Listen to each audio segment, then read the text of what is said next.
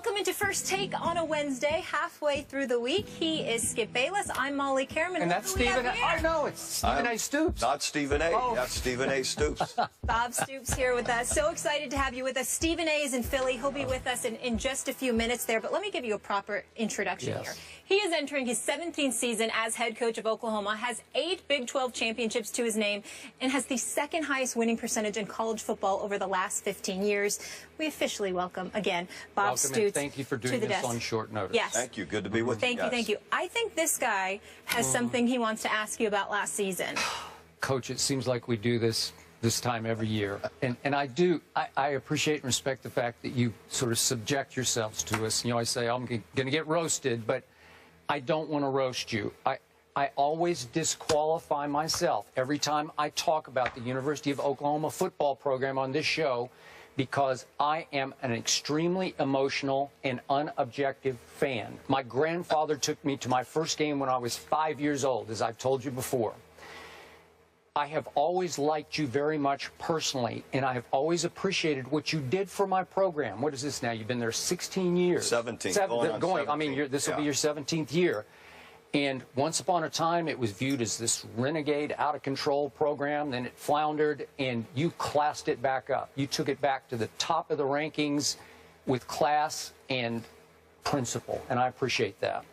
So last year, here comes well, the but was at the end of the year last year. I was ashamed by what happened because this is the University of Oklahoma I'm talking about. I know how much you love the program. And you have done so well there that as I sat dumbfounded watching Baylor, and I know Baylor had a powerhouse offense, but they score 45 unanswered points in Norman, Oklahoma. And I'm saying, this is impossible. These are the Sooners. Then, obviously, you played well as a beat-up football team in the in-state Bedlam rivalry against Oklahoma State, and you've taken a lot of the blame for repunting at the end of the game, but it was a disastrous calamity at the end of the game, and I think you'd be the first to admit. 92-yard punt return takes you to overtime, and you lose to a not very good Oklahoma State team.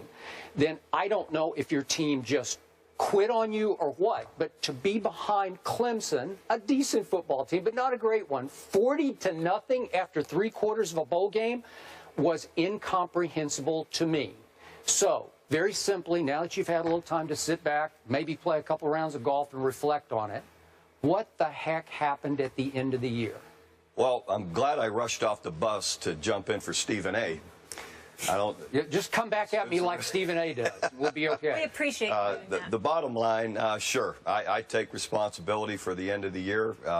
My decision to punt again, poor decision. I've said it a number of times.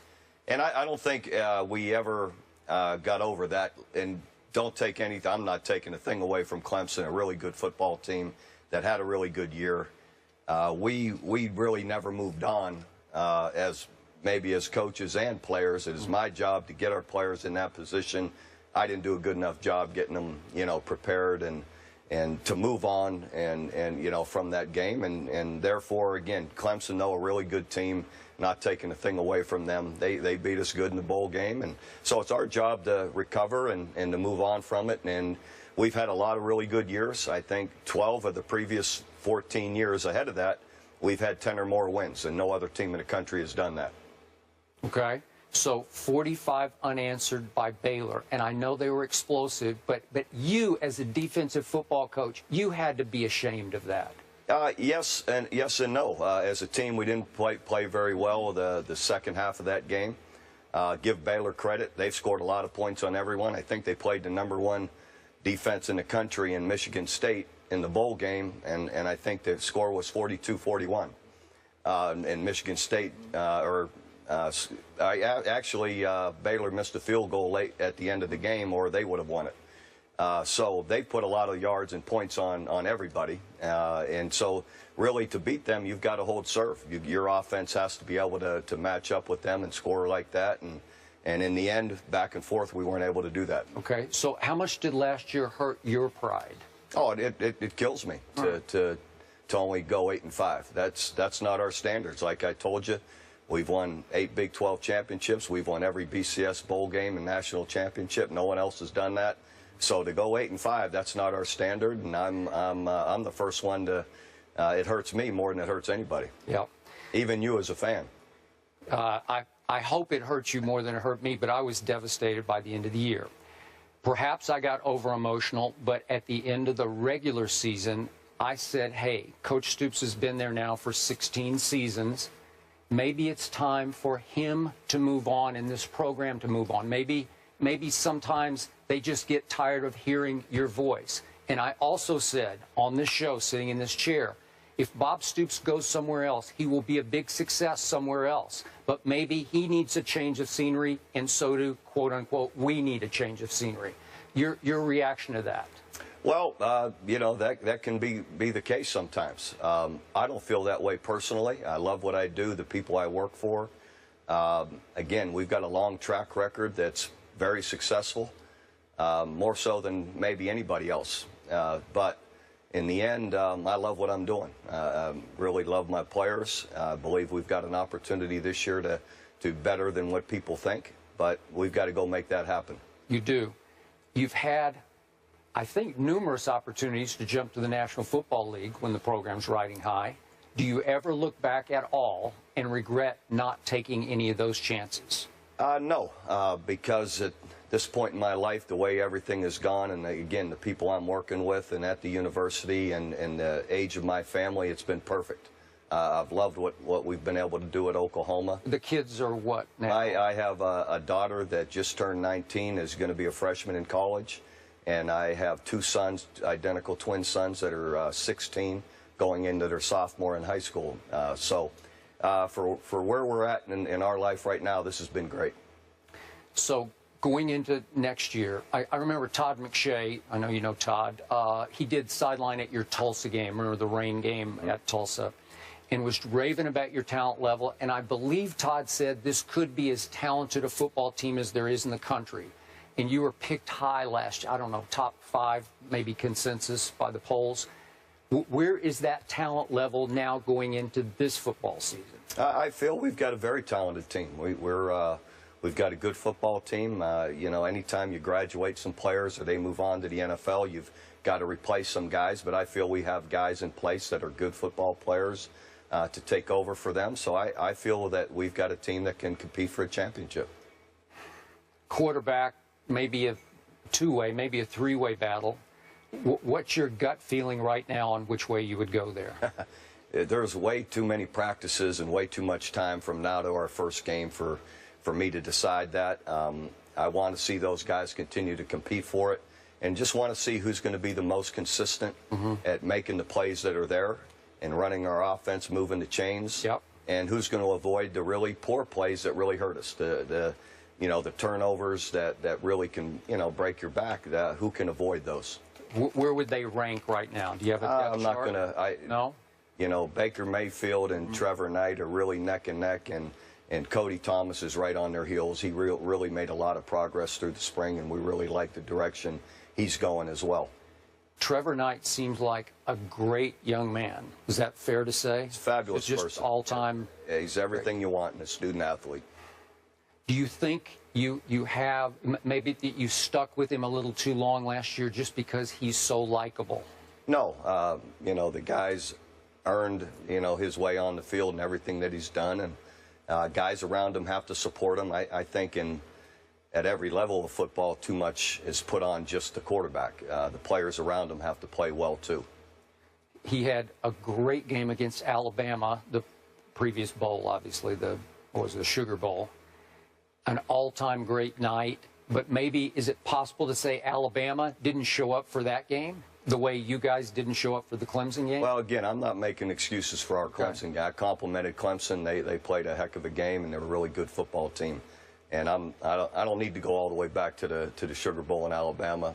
It is what it is, and the game was what it was. So that's a while from now, and I'm moving on to this coming year. TCU, I thought, got robbed at the end of the year. You don't have a conference title game. Your thoughts on whether you thought they belonged in the Final Four? I sure did. You know, when you look at how well they played, and then you look at how well they played in their bowl game, in the Peach Bowl, and you know, they or Baylor, you know, were really had great seasons, and thought one of them should have been in there, and you know, it just didn't happen. But we'll see how it goes this year moving forward without a conference championship game, if that still matters or not. But they had a great year. And you're ranked, I think, maybe in that 15 range. Is that more realistic right now? I haven't paid attention to it. I never do. In the end, you've got to go play all your games and see where, you know, what kind of season you can have. So we're anxious for it, excited for it, and we'll go try and earn our way like we do every year. Samaje Perine had a sensational year. TCU made it tough on him, obviously, there. But his Heisman chances, should he be in the conversation? Hopefully. You know, he's sure the way he played a year ago showed he's one of the top players in the country. Hopefully he can have that kind of year. If he does, it's going to really help us. Describe his style. What do you see in him? Incredibly physical, faster than people think. What's he go? What weight-wise? What? You know, weight-wise, he's about 230. A year ago, he played about 235. He's cut a little weight, but he's gained speed. He's gained more power. He's stronger than he was a year ago naturally as he's getting older and maturing. But he's worked really hard. So what would you say his 40-yard time would be? Just I mean, would he be a 4.5-ish? Yeah, he's 4.5-ish. Okay. Yeah. You know, but again, it'll be interesting this year with just cutting a little weight and gaining more strength. I'm sure he'll pick that up. Sure. Yeah, Coach, two things I want to hit before I let you go. So you said a new direction you guys were going to head in. Is it the spread offense? It is. We hired Lincoln Riley from East Carolina. Kind of going back to our roots when I hired Mike Leach from Kentucky to start in '99, and we moved on from there. But, you know, it's a style of offense that I really believe in, the disciplines of it and the principles of it, and our players really took to it in the spring really well. And, Coach, I have to, before you go, hit you with this. So Joe Mixon and Frank Shannon returned to the program after both players were suspended last season.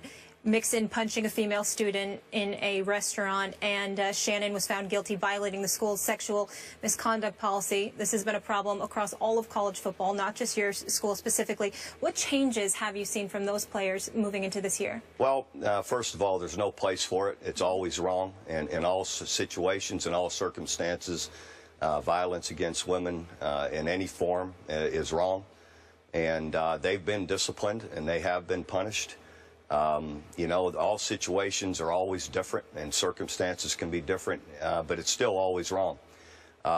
You know, they've met quite a few measures from the university and discipline from the university and from our program, and they've done it to the very best that they can in every form. Moving forward, they have strict guidelines on where how they will be judged and what's expected of them. And, you know, moving forward, we'll see where it goes. But we're dealing also, we're an educational institution. We're dealing with 18 to 20, 21-year-olds at times that make mistakes or have bad judgment. And it's our job to teach them, to guide them, and hopefully, you know, help them in their life to grow and mature, to be great citizens and people you want to be with as they leave, people that are, again, great citizens as they leave. And that's our job, to educate, teach, and help form young people. And so they have that opportunity, and we'll see where they go from it. No days off, full-time job as a college football head coach. Coach, I truly appreciate you being here, pinch hitting for Stephen A. Otherwise, I was going to have to spar this guy. Yeah. I don't know how that would have worked. Coach Stoops is better looking than Stephen A. I know that for a fact. I don't know about that, but I'm leaving with a couple black guys, but I'll be okay. I think you're okay. No, you're all right. You did well. And best of luck this season. Thank you so much. Andrew Luck is drawing comparisons to Michael Jordan. Don't miss Skip's thoughts on the Colts star quarterback when we come back. How about that?